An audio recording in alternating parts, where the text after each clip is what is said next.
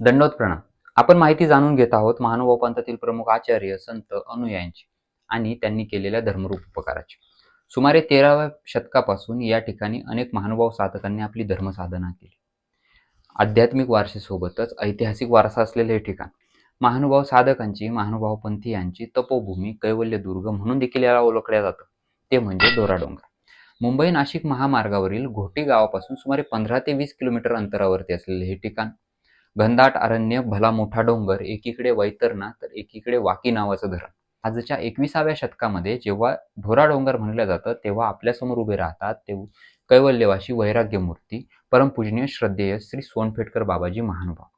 बाबाजींनी या भूमीमध्ये आपली धर्मसाधना केली आणि धर्मसाधना करत असताना नित्यनियमाने भिक्षा करणे, परमेश्वराच्या विधीचं आचरण करणे, परमेश्वराचं स्मरण करणे आणि या घनदाट अरण्यामध्ये कुठल्याही श्वापदाला, प्राण्याला न घाबरता आपलं संपूर्ण शरीर, संपूर्ण देह परमेश्वराला अर्पण केलं आणि परमेश्वराचा आश्रय घेतला आणि ते भयमुक्त जीवन जगले.